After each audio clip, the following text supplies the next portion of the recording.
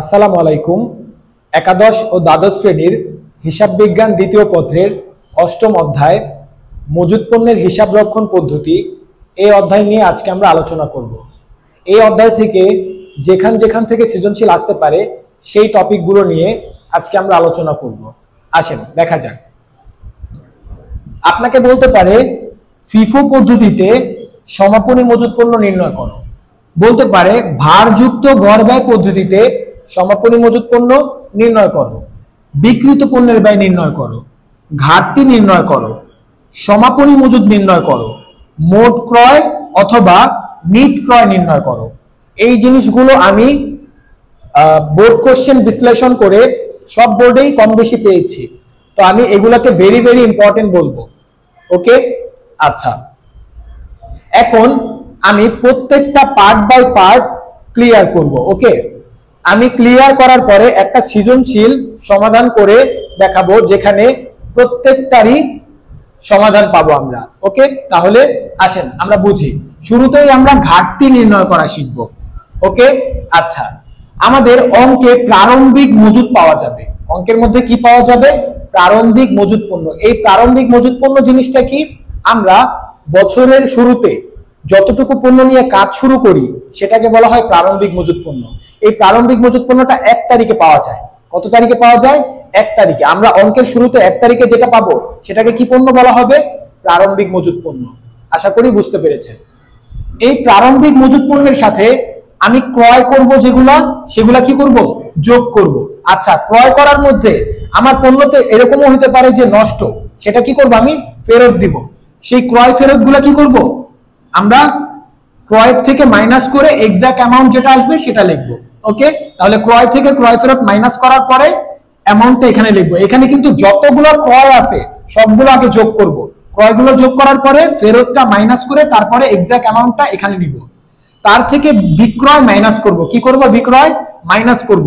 আচ্ছা, এখানে বুঝতে হবে বিক্রয় যতগুলো আছে, বিক্রয় সমূহগুলো সবগুলো যোগ করব। তার থেকে বিক্রয় ফেরত থাকলে মাইনাস করে এক্সাক্ট অ্যামাউন্টটা আমরা মাইনাস করব। ওকে, তাহলে আমরা যেটা পাবো সেটার নাম হবে সমাপনী মজুদ।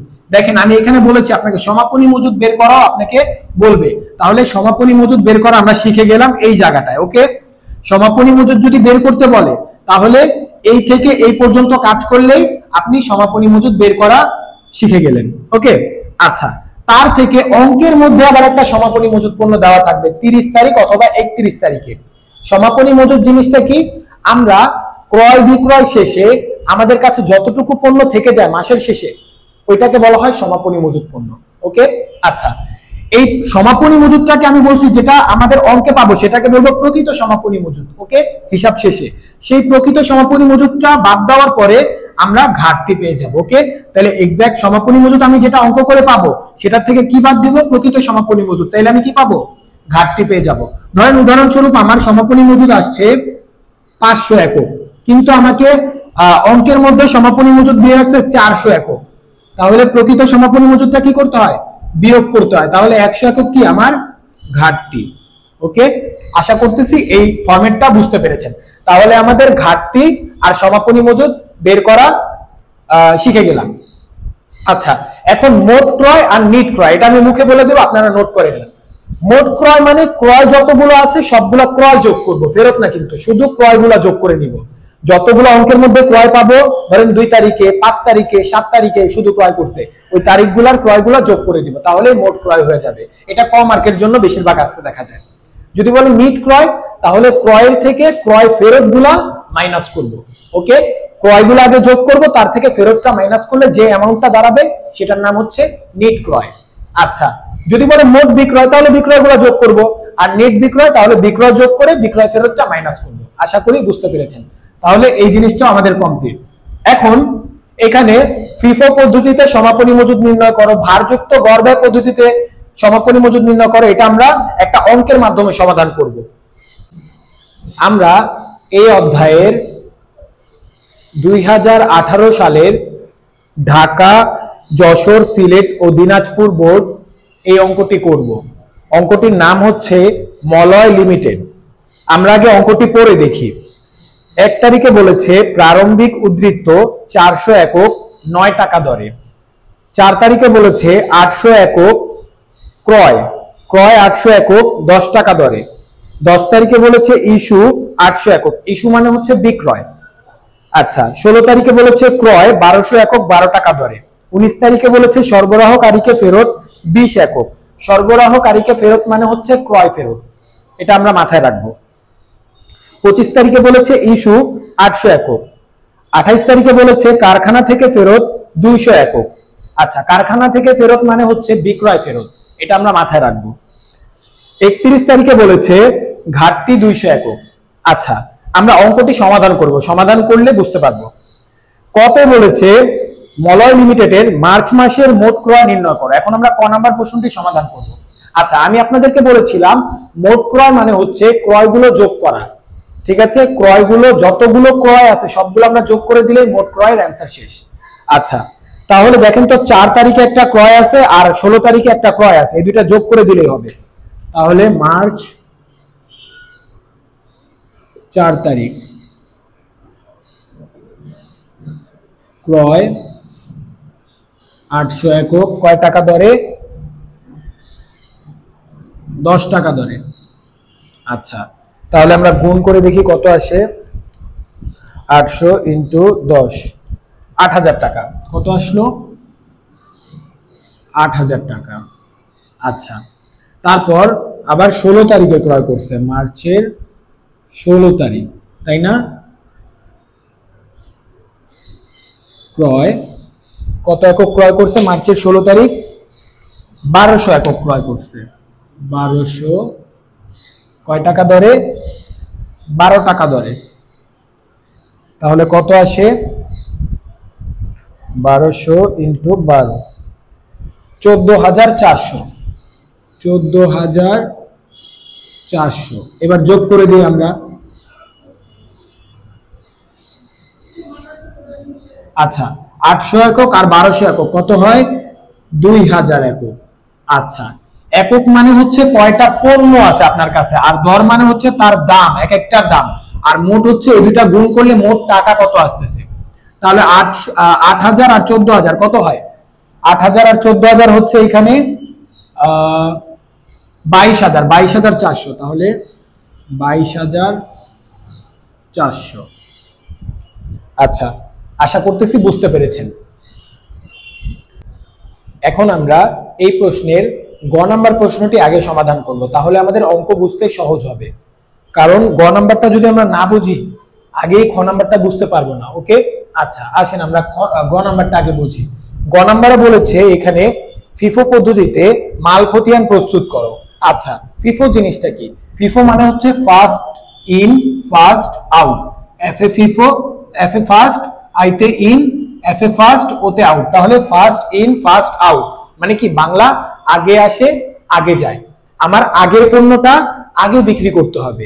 তাহলে আমি 1 তারিখে ধরেন পণ্য কিনেছি 200টা, আবার 2 তারিখে পণ্য কিনেছি 100টা, 300টা পণ্য আমার কাছে আছে। 1 তারিখে 200, 2 তারিখে 100, 300টা।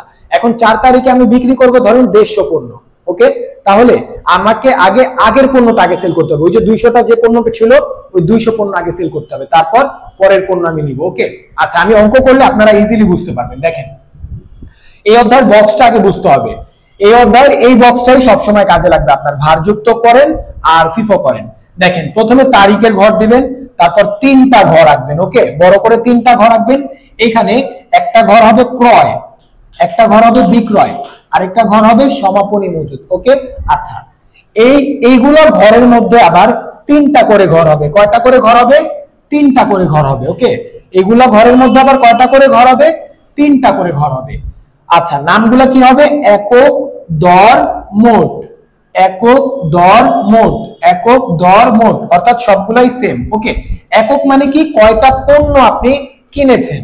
দর মানে কি? কয় টাকা দামের পণ্য কিনেছেন এক একটা।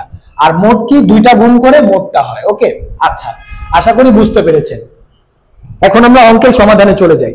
1 তারিখে আমাদেরকে বলেছে প্রারম্ভিক উদ্ধৃত্ত 400 একক 9 টাকা দরে। তাহলে প্রারম্ভিক উদ্ধৃত্ত কয়শো একক? 400 একক 9 টাকা ধরে। আচ্ছা প্রারম্ভিক উদ্ধৃত্ত জিনিসটা কি? আমার গত বছরের যেটা সমাপনী থেকে গেছিল ওইটাকে আমি ফেলে দিব?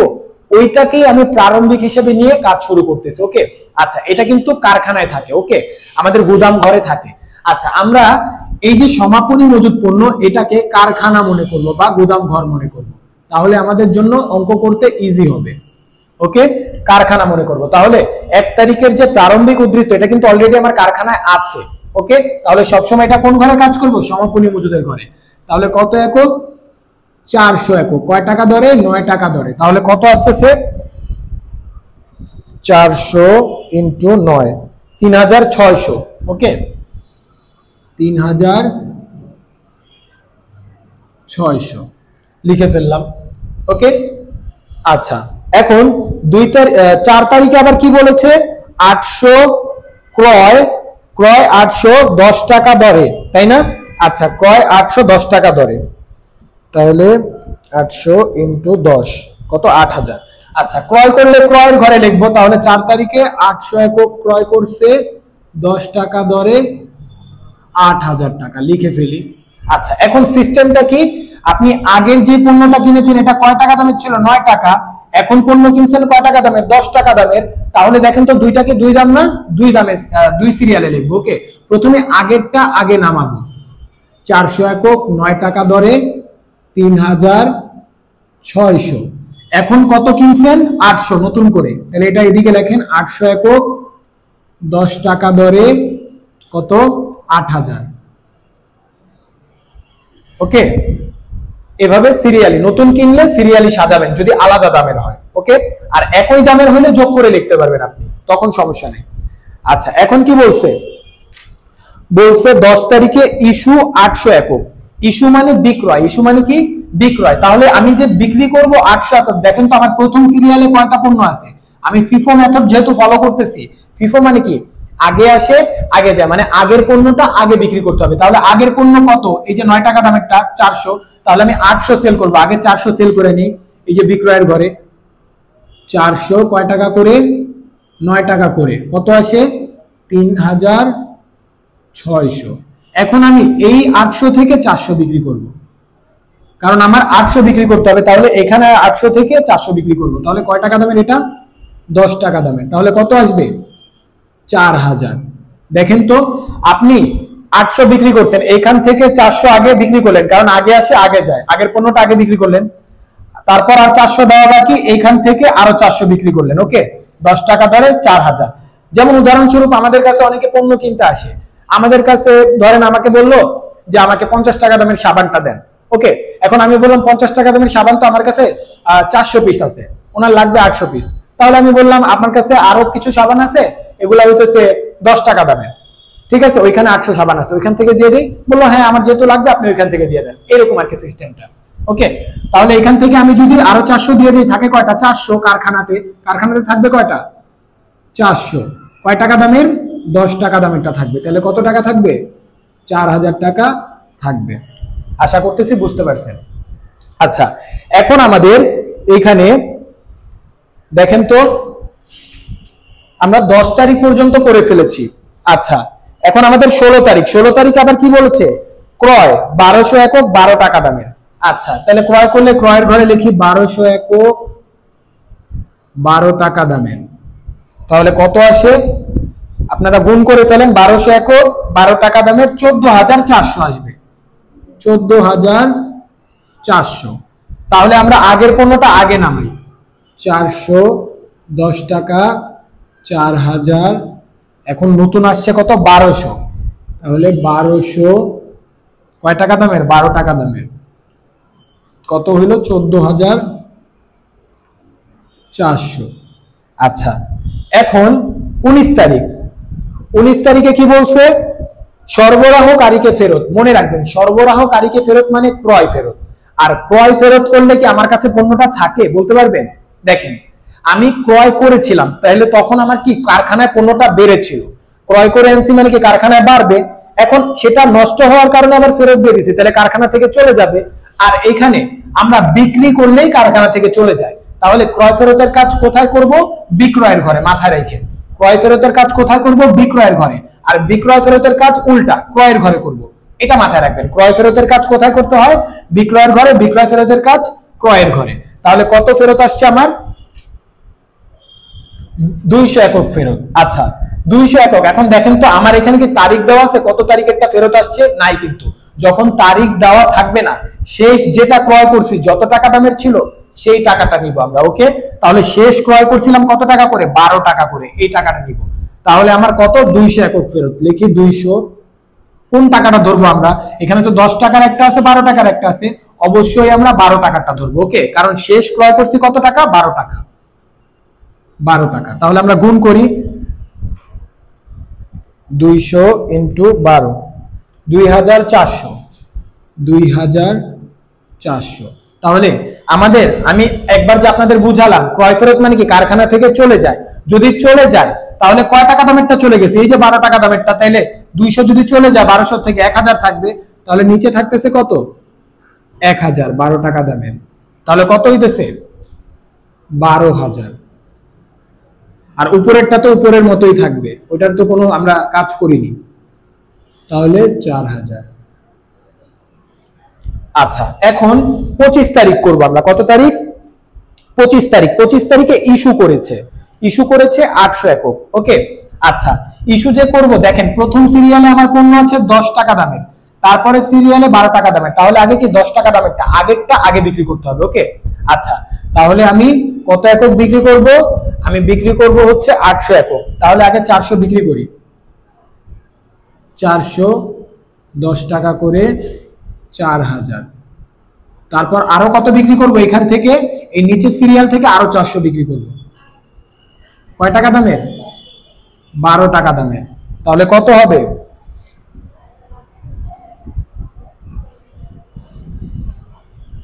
4800। 4800। তাহলে থাকবে কয়টা আমার এখানে? 1000 থেকে 400 চলে গেলে 600 পণ্য থাকবে 12 টাকা দামে। ওকে, তাহলে দাম কত হয়? 600 পণ্য 12 টাকা করে 7200। 7200। আশা করছি বুঝতে পারছেন। এবার 28 তারিখের কাজ করব আমরা। ওকে, 28 তারিখে কি করেছে? 28 তারিখে কারখানা থেকে ফেরত। কারখানা থেকে ফেরতের আরেক নাম কি? বিক্রয় ফেরত। কারখানা থেকে ফেরতের আরেক নাম কি? বিক্রয় ফেরত। বিক্রয় ফেরতের কাজ ক্রয়ের ঘরে করব, যেহেতু ক্রয় ফেরতের কাজ বিক্রয়ের ঘরে করেছি। ওকে, আচ্ছা কত একক ফেরত আসছে? 200 একক। তাহলে লিখি 200 একক। এখন দাম ধরবো কোনটা, এটা নিয়েই তো কনফিউশন, তাই না? আচ্ছা দাম ধরবো শেষ যে বিক্রয় করেছি সেই দামটা। ওকে, শেষ বিক্রি করেছিলাম আমরা কত টাকা দামের? দেখেন তো 12 টাকা দামে বিক্রি করেছি। শেষ কত বিক্রি করেছি? 12 টাকা দামের। এই যে আমি এগুলো যে বলতেছি, যখন তারিখ না দেওয়া থাকবে তখন কি শেষ বিক্রয়, শেষ ক্রয় এগুলো ধরে ফেরতের কাজ করব। আপনারা কিন্তু লিখে রাখবেন, নোট করে রাখবেন এগুলো জিনিস। ওকে, তাহলে 12 টাকা কি দামের। ওকে, তাহলে কত আসছে? 212 টাকা দামের 2400 আসতেছে। ওকে, আচ্ছা এখন দেখেন তো আমি বিক্রি করেছিলাম, বিক্রি করার সময় আমার কারখানার পণ্যটা চলে গেছিল। এখন যখন আবার সে আমাকে ফেরত দিছে, বিক্রয় ফেরত। বিক্রয় ফেরত মানে কি আমার কাছে ফেরত আসছে, তখন আমার কারখানায় কি পণ্যটা বাড়বে না? বিক্রি করার সময় চলে গেছিল, ফেরত দিয়ে দিছে, আবার কারখানায় বাড়বে, তাহলে বাড়িয়ে দিব। দেখেন তো 12 টাকা দামেরটা, এখানেও 12 টাকা দামেরটা, তাহলে আমরা যোগ করে দিতে পারি। তাহলে 200 আর 600 কত? 800। 12 টাকা দামের কত আসতেছে? 800টা 12 টাকা করে, 800 ইন্টু 12, 9600। 9600। ওকে, আচ্ছা এখন 31 তারিখ দেখেন, এই কাজটা একটু ভালো মতো বুঝতে হবে। 31 তারিখে বলেছে ঘাটতি। ঘাটতির কাজও আমরা বিক্রয়ের ঘরে করব। অলওয়েজ কোথায় করব? ঘাটতির কাজ বিক্রয়ের ঘরে। আচ্ছা তাহলে ঘাটতির কাজ বিক্রয়ের ঘরে করি। দেখেন কত একক ঘাটতি? 200 একক। তাহলে লিখি 200 একক। ওকে, কেন বিক্রয়ের ঘরে করব? আসেন জানি। ঘাটতি মানে কি আমার কাছে পণ্যটা নেই। ওকে, আচ্ছা পণ্য নেই হয় কখন? দেখেন তো কারখানা থেকে পণ্যটা নেই মানে কি আমরা বিক্রয়ের ঘরে যখন কাজ করি তখন কিন্তু কারখানা থেকে কমে যায়, তাই না? আচ্ছা এই কারণে বিক্রয়ের ঘরে কাজটা করব। ওকে, আচ্ছা তাহলে 200 একক কয় টাকা দর ধরবো? এই যে লাস্ট যে একটাই দাম আছে দেখেন, এই দামেই আমাদের ধরতে হবে। তাহলে 12 টাকা করে। ওকে, কত আসবে? এখানে 200 ইন্টু 12, 2400। কত আসছে? 2400। আচ্ছা আমার এখান থেকে যদি 200 পণ্য চলে যায় তাহলে থাকবে কয়টা? 600 পণ্য 12 টাকা দরে। কত? 7000 200। এই ছিল আমাদের সমাধান। ওকে, এটা কি লাস্টে আমাদের কাছে থেকে যায়। এটাই হচ্ছে সমাপনী মজুদ পণ্য। ওকে, মাল খতিয়ান মানে এটা। আশা করতেছি বুঝতে পেরেছেন। আচ্ছা, এইখানে আরেকটা জিনিস আছে, আমাদের ঘাটতিতে তো একটা অ্যামাউন্ট ছিল, একটা নিলাম। এখানে যদি 2-3টা অ্যামাউন্ট থাকতো তখন কি করতাম আমরা? তখন প্রথম যে অ্যামাউন্ট থাকতো সেটা ধরে আমরা ঘাটতি কাজ করতাম। বুঝতে পেরেছেন? এখন আমরা খ নাম্বার প্রশ্নটি সমাধান করব। এখানে খ নাম্বার প্রশ্ন বলেছে ভারযুক্ত পদ্ধতিতে মাল খতিয়ান প্রস্তুত করতে। আচ্ছা, এখানে আমাদের একটা সূত্র বুঝতে হবে। দর কিভাবে বের করে? মোট ব্যয়ের সাথে একক ভাগ করলে দর পাওয়া যায়। মোট ব্যয়ের সাথে আমরা কি একক ভাগ করলে কি পাবো? দর পাবো। তাহলে আমাদের যে মোট ব্যয়টা আছে এটার সাথে একককে ভাগ দিলে কি পাওয়া যাবে? দর পাওয়া যাবে। আমরা অঙ্কের সমাধানে বুঝতে পারবো। আচ্ছা, 1 তারিখে আমাদের কি বলেছে? প্রারম্ভিক উদ্ধৃত্ত 400 একক 9 টাকা করে। আচ্ছা, প্রারম্ভিক উদ্ধৃত্ত মানে কি? কারখানায় অলরেডি আছে এটা। ওকে, তাহলে 400 একক 9 টাকা করে কত হয়? 9 টাকা করে 3600। কত হয়? 3600। আপনারা গুণ করলে দেখতে পারবেন। ওকে, আচ্ছা, 4 তারিখে আমি কি করেছি? 4 তারিখে আমি ক্রয় করেছি। 4 তারিখে কি করেছি? ক্রয় করেছি 800 একক 10 টাকা করে। তাহলে 800 একক 10 টাকা করে কত হয়? 8000। 8000, তাই না? আচ্ছা, এখন আমাকে এখানে গড় করতে হবে। কি করতে হবে? গড়। কারণ কি? আমি ভারযুক্ত পদ্ধতি করতেছি, ভারযুক্ত গড় ব্যয় পদ্ধতি। আচ্ছা, গড়টা কিভাবে করব? একক যোগ একক, টাকা যোগ টাকা, তাহলে আমি গড়টা পেয়ে যাব। ওকে, তাহলে আমরা করি। 800 আর 400 যোগ করলে কত হয়? 1200। ওকে, আর 8000 টাকা আর 3600 টাকা যোগ করলে কত হয়? এখানে 11600 হয়। কত হয়? 11600। এখন আমরা 11600 কে 1200 দ্বারা ভাগ দিলে এক একটার দাম কত আসে এটা পেয়ে যাব। এটাই হচ্ছে ভারযুক্ত পদ্ধতি। 11600 ভাগ 1200, 9.6666, মানে একাধিক 6 আছে, তাহলে 6-7 ধরবো আমরা। ওকে, 9.67। আশা করতেছি বুঝতে পারছেন। আচ্ছা, না বুঝলে পরের গুলা দেখেন। এখানে 10 তারিখে ইস্যু করেছি। ইস্যু মানে বিক্রয়। বিক্রয় করলে কোনো ঝামেলা নাই, যা আছে তার থেকে বিক্রয় করে দিব। কত একক? আমরা 800 একক বিক্রি করেছি। তাহলে 800 একক 9.67 টাকা দামে কত আসবে? গুণ করলে আমাদের 800 ইন্টু 9.67, 7736। কত আসছে? 7736। ওকে, আচ্ছা, তাহলে আমাদের 1200 থেকে কত চলে যাচ্ছে? বিক্রি করে ফেলছে 800, তাহলে থাকবে কত? 400। ওকে, 400 কয় টাকা দামে থাকবে? 9.67।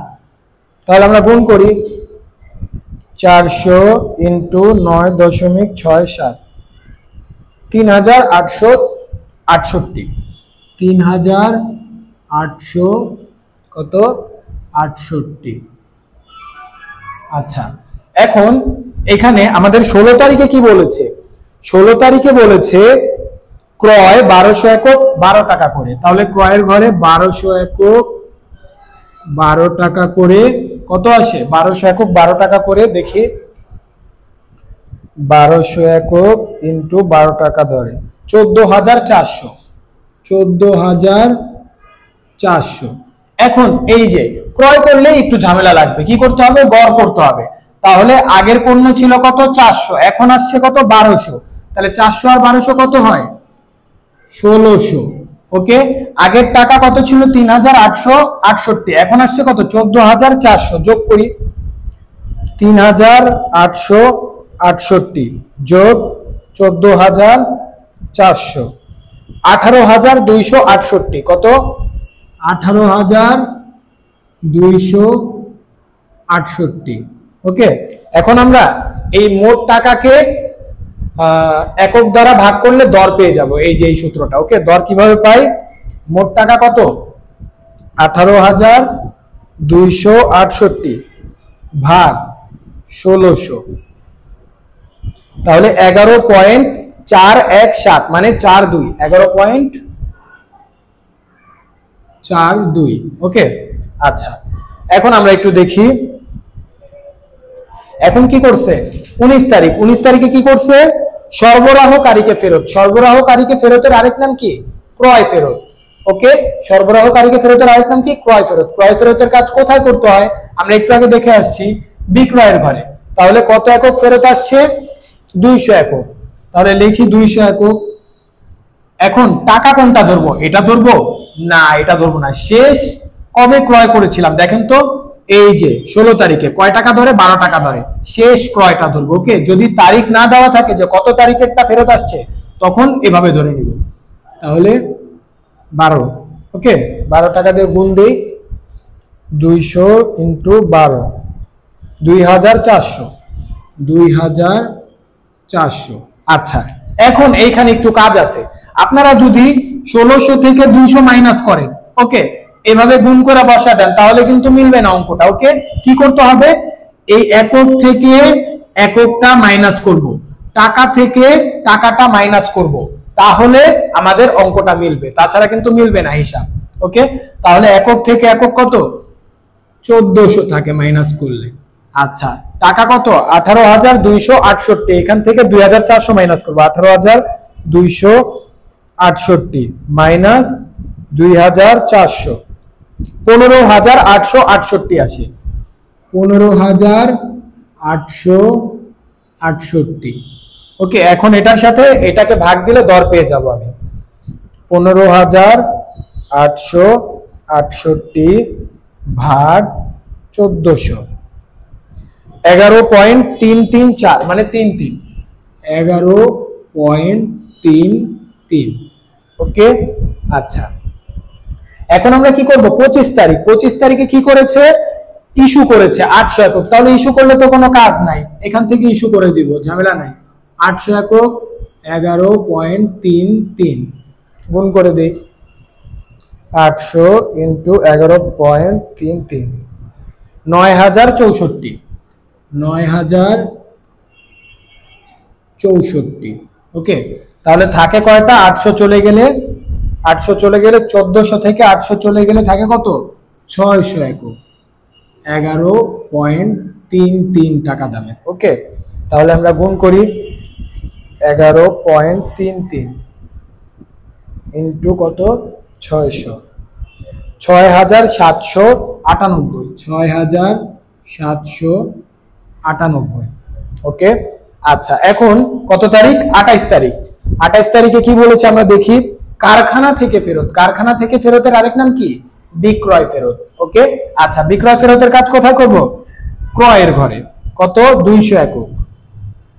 টাকা কোনটা ধরবো? ওই যে শেষ বিক্রি করেছিলাম কত টাকা দামের দেখেন তো, শেষ বিক্রি করেছি আমরা এখানে 11.33 টাকা দামের। কয় টাকা দামের? 11.33 টাকা দামের। তাহলে 11.33 গুণ করে দেই, 200 × 11.33, 2266 টাকা। 2266 টাকা। আপনারা কিন্তু আমার সাথে সাথে ক্যালকুলেশন করবেন, না হলে কিন্তু বুঝবেন না। ওকে, আচ্ছা তাহলে আমি দেখেন তো, ক্রয়ের ঘরে করলে কি কারখানায় বাড়ে না আমার? তাহলে আগে ছিল 600, এখন আসলো 200। তাহলে কারখানা হতে ফেরতের আরেক নাম কি? বিক্রয় ফেরত। বিক্রয় ফেরতের কাজ ক্রয়ের ঘরে করব, আর ক্রয়ের ঘরে করলে তো কারখানায় বাড়ে আমার, তাই না? আচ্ছা, 600 আর 200 কত? 800, 11.33। ওকে, 800 × 11.33, 9064। 9064। ওকে, এখন লাস্ট কি বলেছে? লাস্ট আমাদের বলেছে ঘাটতি 200 একক। ঘাটতির কাজ জানি কোথায় করতে হয়? বিক্রয়ের ঘরে করতে হয়। ওকে, আচ্ছা তাহলে 200 একক। টাকা তো আছে একটাই, তাহলে এটাই নিব, 11.33। যদি 2-3টা টাকা থাকতো তাহলে প্রথম টাকা যেটা সেটা নিতাম। ওকে, আচ্ছা তাহলে গুণ করি, এটা করলেই শেষ। 200 × 11.33, 2666। 2666। ওকে, আচ্ছা তাহলে আমাদের দেখেন তো, আমার যদি ঘাটতির কাজটা করি তাহলে কি এখানে আর থাকতেছে না। বিক্রয়ের ঘরে যেহেতু কাজ করছি চলে গেছে, তাহলে 800 থেকে 200 চলে গেলে থাকে কত? 600 একক। কয় টাকা দামের? 11.33। এখন গুণ করলে যা আসবে ওইটাই অ্যান্সার। ওকে, 600 ইন্টু 11.33, 6798। ওকে, 6798, এটাই আমাদের অ্যান্সার। ওকে, আশা করতেছি বুঝতে পেরেছি। Thank you.